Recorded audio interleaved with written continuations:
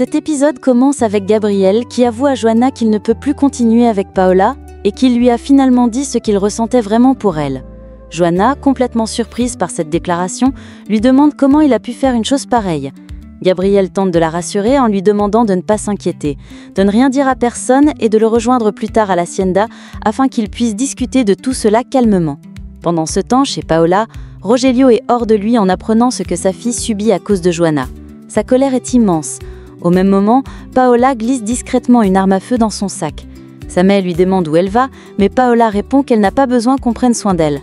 Son père intervient et lui dit qu'elle ne mérite pas d'être traitée ainsi par Gabriel, ce à quoi Paola rétorque en lui demandant comment, lui, il traite sa propre mère. Elle ajoute qu'il ferait mieux de régler leurs propres problèmes au lieu de vouloir se mêler de sa vie. Puis, elle quitte la maison précipitamment. Amparo regarde Rogelio, très inquiète, et lui dit que ce sera de leur faute s'il arrive quelque chose à leur fille. À la brasserie, Felipe confie à Joanna comment il avait rencontré Enriqueta en ces lieux. Il lui demande ensuite si elle a toujours la force de leur annoncer sa démission. Joanna répond que, même si cela lui coûte, elle est obligée de le faire. Peu de temps après, Enriqueta arrive à l'entreprise et est accueillie par Carlos. Celui-ci lui annonce une terrible nouvelle, les bières produites à l'usine ont été contaminées par des bactéries. Sans même entrer dans son bureau, Enriqueta l'accompagne directement à l'usine pour constater les dégâts. De son côté, Manuel appelle son père pour l'informer que tout le monde est déjà au courant de cette contamination. Rogelio lui demande de rester calme, car s'il se montre nerveux, il pourrait être soupçonné. Inquiet, Rogelio se rend ensuite à son coffre-fort pour vérifier ses armes et constate avec effroi qu'une arme manque. Il vérifie aussitôt les caméras de surveillance et découvre que Paola a pris le pistolet. Il appelle immédiatement Manuel, l'informe que sa sœur est armée et lui ordonne de la sortir discrètement de la brasserie avant que quiconque ne remarque sa présence. Il craint que Paola ne veuille s'en prendre à la photographe. Pendant ce temps, Paola arrive effectivement à la brasserie, son arme soigneusement dissimulée dans son sac. À l'intérieur, David accueille Joanna avec beaucoup de chaleur dans les bureaux et lui dit combien ils sont fiers de son travail. Joanna sourit, mais lui annonce qu'elle démissionne. Suzanne arrive alors pour leur dire qu'elle a appris la nouvelle concernant la contamination de la bière. Tout le monde est choqué, surpris, et se demande comment une chose pareille a pu arriver. David part immédiatement à l'usine pour évaluer la situation. Joanna, de son côté, regarde avec émotion son travail, et Suzanne lui dit que c'était son tout premier bébé, Rubio, à la brasserie. Peu après, Paola arrive devant le bureau de Joanna et s'approche d'elle d'un pas discret. Joanna l'aperçoit et s'excuse de ne pas avoir terminé les photos la veille. Mais Paola, glaciale, lui répond qu'elle est venue pour la sortir définitivement de sa vie. Joanna tente de la rassurer en lui disant que ce n'est pas nécessaire car elle a déjà décidé de démissionner. David et ses collègues arrivent à ce moment-là. Paola, furieuse, répète que Joanna doit sortir de leur vie une bonne fois pour toutes. David tente de calmer la situation et déclare qu'il ne comprend pas pourquoi Joanna devrait quitter son travail alors qu'elle est très compétente et appréciée. En mettant la main dans son sac, Paola lui répond qu'il est amoureux de Joanna, mais que cette dernière vise loin en utilisant sa grossesse pour récupérer son mari. David intervient, choqué, et demande à Paola de ne pas parler ainsi à Joanna. Paola, au bord de l'explosion, déclare qu'elle en a assez et tente de sortir son arme. C'est alors que Manuel intervient rapidement pour empêcher sa sœur de commettre l'irréparable et la fait sortir du bâtiment. Quelques instants plus tard, Gabriel arrive en urgence à la brasserie après avoir appris ce qui est arrivé à leur bière. La situation est critique. Pendant ce temps, à la maison, Jenny pense à Salvador, en souriant doucement. Elle confie à sa mère que c'est une bonne personne, toujours là pour la protéger et la rassurer. C'est alors que Yadira arrive avec des crèmes faciales pour Joséphine et Jenny. Joséphine éprouve de la peine pour Yadira, car Felipe n'a pas été gentil avec elle. Mais Yadira leur annonce à la surprise générale qu'elle est désormais avec Salvador Castillo. Jenny, choquée, ne peut cacher sa réaction. Au poste de police, Pacheco apporte 2 cafés pour lui et Salvatore. Pendant ce temps, Jenny confronte Yadira, lui disant que Salvatore ne veut pas d'elle car tout le monde sait qu'il est amoureux de quelqu'un d'autre, en l'occurrence d'elle, Jenny. Yadira réplique en disant qu'elle n'aime pas du tout Salvatore et qu'elle n'a jamais été aimable avec lui. Exaspérée, Jenny lui dit alors de le garder car elle ne veut rien avoir à faire avec un policier. Puis, elle quitte la pièce brusquement. Yadira, déconcertée, demande à Josefina si elle pense que Jenny est jalouse. Dans son bureau, Manuel confronte sa sœur. Il lui demande ce qu'elle compte faire exactement. Paula, sans détour, lui répond que Gabriel lui appartient. Manuel, choqué, lui dit qu'elle est aveuglée par la haine et lui demande s'il est prêt à tout contre Juana. Paula, avec un regard glacial, répond que oui et va même jusqu'à dire qu'elle veut tuer Juana pour qu'elle disparaisse à jamais. Manuel, bouleversé, lui dit que ce n'est pas ainsi qu'on résout les problèmes. À ce moment-là, Rogelio arrive furieux dans le bureau. Il récupère le pistolet puis prend sa fille dans ses bras pour la consoler, profondément bouleversée par ce qu'elle était sur le point de faire. De son côté, Gabriel est extrêmement en colère. Il veut absolument découvrir qui a saboté leur production de bière. Enriqueta et Carlos sont persuadés qu'un traître se cache dans l'entreprise. Gabriel affirme qu'ils doivent mettre en place un plan solide pour piéger ce traître et Camila lui assure qu'il peut compter sur elle. Après la réunion de crise, Enriqueta retourne enfin dans son bureau. À peine entrée, elle est surprise par une pluie de ballons qui tombe du plafond. Une touche inattendue d'émotion dans cette journée chaotique. À l'extérieur, Manuel tente d'emmener sa sœur de force à la maison, mais celle-ci, en pleine crise, ne cesse de répéter que Gabriel lui appartient, qu'il est à elle et à personne d'autre. Camila, témoin de la scène, intervient avec calme pour apaiser son amie en détresse. Finalement, Manuel parvient à la convaincre et la ramène chez eux, non sans difficulté. Dans son garage, Felipe est tout excité. Il a préparé une surprise pour Enriqueta et trépigne d'impatience à l'idée qu'elle la découvre. Il est persuadé qu'elle va adorer ce qu'il lui a concocté. Pendant ce temps, dans le bureau, Enriqueta entre, visiblement irritée par la décoration festive.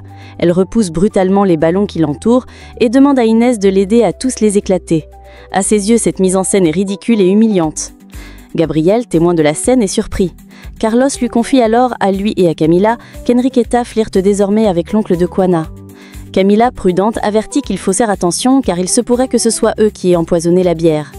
Dans son bureau, Juana est rongée par la honte à cause de l'humiliation que lui a infligée Paula. Mais David et ses collègues la réconfortent en lui expliquant que la relation entre Gabriel et Paula est chaotique depuis longtemps. Suzanne et Viviane ajoutent même que tout le monde sait que Paula ne reste avec Gabriel que pour son argent et son statut. David révèle ensuite que Gabriel avait tenté une insémination artificielle, mais que celle-ci avait échoué. Juana est abasourdie par cette révélation car Gabriel ne lui en avait jamais parlé. Dans un autre bureau, Enriqueta est furieuse. Gabriel affirme à Rogelio qu'il est convaincu que la brasserie Astro est impliquée dans l'affaire d'empoisonnement. Mais Rogelio, amer, l'accuse de trahison. Il rappelle que sa fille a failli commettre l'irréparable à cause de lui. Il l'interroge ensuite sèchement. Qu'a-t-il trouvé chez cette photographe pour négliger à ce point la brasserie et abandonner sa propre fille? Gabriel tente de remettre les choses dans leur contexte, demandant à Rogelio de ne pas tout mélanger et surtout de ne pas s'immiscer dans sa vie privée. Rogelio rétorque alors que Paula avait apporté une arme à la brasserie et était sur le point de tirer sur Juana, alors que sa fille n'a jamais eu de mauvaises intentions. Gabriel, calme, lui répond qu'il ne veut pas dire de mal de sa fille, qu'elle mérite d'être heureuse et qu'il va la laisser l'être. Rogelio, irrité, demande si c'est pour cette stupide fille qu'il fait tout cela. Gabriel le regarde en silence, sans répondre. Dans son garage, Felipe regarde nerveusement son téléphone. Il attend désespérément un signe d'Enriqueta. Chimis, son ami, lui conseille de l'appeler. Felipe suit son conseil et appelle Enriqueta pour savoir si elle a vu sa surprise. Celle-ci répond sèchement que oui, puis l'accuse de lui avoir causé une énorme honte. Elle raccroche violemment. Chimis, curieux, demande alors à Felipe si Enriqueta a apprécié, mais celui-ci reste sans voix. De l'autre côté, Rogelio confie à Camila que sa fille souffre à cause de Gabriel. Il ajoute qu'il est celui qui a contaminé la bière et qu'il aurait préféré que cela soit découvert une fois la boisson déjà commercialisée. Camila le fixe, choquée, réalisant à quel point il est un traître. Pendant ce temps, Carlos et Gabriel continuent d'enquêter pour savoir qui, dans la brasserie, est le véritable traître. Gabriel explique que Paula a bien apporté une arme pour menacer Juana. Il confie ensuite que cette dernière est la chose la plus précieuse dans sa vie car elle porte son enfant. Chez Paula, Manuel tente encore de raisonner sa sœur. Il lui dit qu'elle peut accepter le divorce avec Gabriel et refaire sa vie, mais Paula le coupe, lui demande de la laisser seule car elle veut se reposer. Elle ajoute, cinglante, qu'elle n'est pas un bébé à papa comme lui. Vexé, Manuel s'en va sans un mot de plus. À la brasserie, Juana surprend Enriqueta dans son bureau en train de se débarrasser de tout ce que Felipe avait préparé. Elle s'excuse pour le comportement de son oncle et annonce qu'elle souhaite démissionner. Pendant ce temps, Inès va dire à Gabriel qu'elle a déjà réservé le restaurant comme il le lui avait demandé. Après son départ, Camila espionne discrètement la conversation entre Gabriel et Carlos. Gabriel lui confie qu'il souhaite emmener Juana dîner au restaurant pour profiter de ce moment afin de lui révéler qu'il est le père de son enfant. Dans le bureau d'Enriqueta, Juana la remercie pour tout ce qu'elle a fait, puis s'en va. Profitant de l'absence d'Inès, Camila fouille son ordinateur pour découvrir dans quel restaurant Gabriel compte emmener Juana. Elle téléphone ensuite immédiatement à Paula pour l'en informer. Peu après, Juana croise Gabriel dans les couloirs. Elle souhaite lui parler de la tentative d'insémination que David lui a révélée. Mais Inès les interrompt pour annoncer à Gabriel que le responsable des relations publiques l'attend. Gabriel promet à Juana qu'il veut la voir plus tard pour lui parler de quelque chose d'important. Dans son garage, Felipe est abattu, profondément triste qu'Enriqueta n'ait apprécié sa surprise. Yadira arrive, apportant à manger à Chimis, et tente de séduire ce dernier pour rendre Felipe jaloux. Mais Felipe reste insensible, totalement indifférent. Yadira en profite pour dire à Chimis que Salvador l'a invité. À la brasserie, Juana confie à Daniela qu'elle a déjà donné sa démission. Elle précise néanmoins que Gabriel souhaite encore lui parler. De son côté, Felipe raconte à sa mère que sa surprise a été un fiasco total et qu'Enriqueta l'a très mal pris. Plus tard, Yadira demande une faveur à Chimis. Elle veut qu'il convainque Felipe de l'accompagner boire une bière dans un bar qu'elle lui indiquera. Pour parvenir à ses fins, elle le séduit subtilement et lui promet une récompense. Chimis, troublé, accepte avec un sourire rêveur. À la brasserie, Enriqueta convoque Gabriel pour un entretien. De son côté, Camila rappelle Paula pour lui confirmer qu'elle doit se rendre au restaurant avant Gabriel pour intercepter Juana. Pendant ce temps, Juana attend Gabriel avec impatience, pensant à lui et à ce qu'il pourrait bien lui dire. Mais à sa grande surprise, c'est Paula qui arrive première. Face à elle, Juana est confuse.